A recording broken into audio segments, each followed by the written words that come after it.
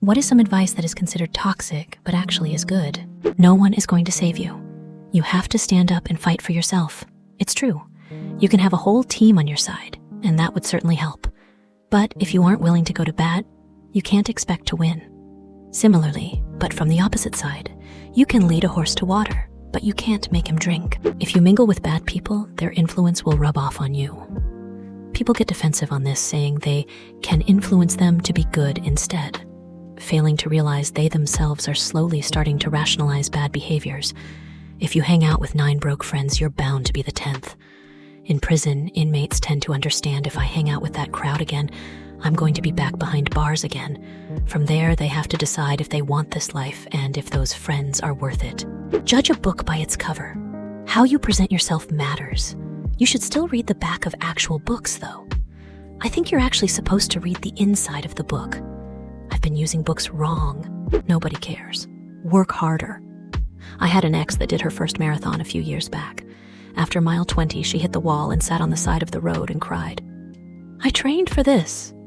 At that moment, a middle-aged woman jogged past her and said, We all did, honey. She got up and completed the marathon. A year later, she did one all the way through without stopping. She told me that story on our first date, and I think the point was that sometimes things can be hard. Harder than anything you've ever done. And it's not the responsibility of other people or the universe to make them easier for you. Sometimes the point is that it's hard. Nobody can run your marathon for you. You can't inherit completing one from your dad. It doesn't make you a more moral person to complete one. But there are things like it in life where completion means that you did one hard thing. Some people go their whole lives without doing anything hard by themselves. Ironically, it makes their lives harder to bear. In fairness, I'm not sure I've ever done anything really hard. I've had bad things happen to me, just like everyone else, and I survived them. But that's wildly different than choosing out something hard and seeing it through. Maybe it's toxic to put that much on yourself, but the story has gotten me to do more and go further than I would have in lots of contexts. Block everyone on social media you don't actually care about. I instantly block every ex as soon as we end the relationship. People say it's rude, but I don't give a f***, to be honest. It gives me peace. The first couple of days while the breakup is fresh, it hurts. But after a couple of days, I don't even remember that I blocked them. Also, block your coworkers before they found you and tell them you don't have social media. I also block companies that are boring, like McDonald's or Starbucks, because I don't care about their posts and don't want to see their ads. In resume, block everyone.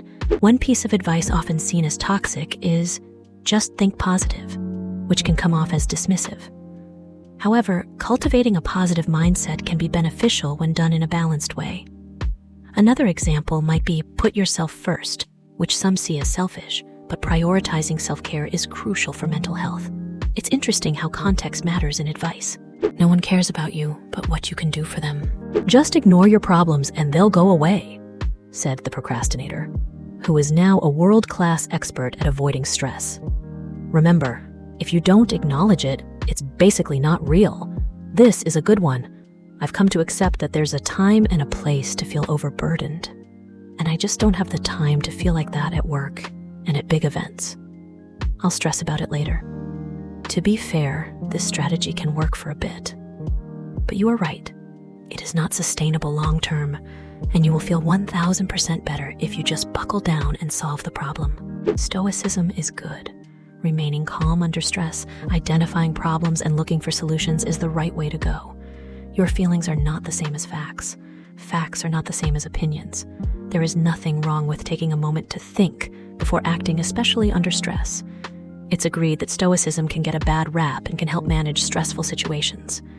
It certainly can be good if used in the right amount, otherwise it can be maladaptive.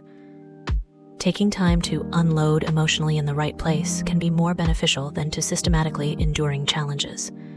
As always, finding a balance is key. Just be yourself. Sounds toxic until you realize most people are really good at being someone else.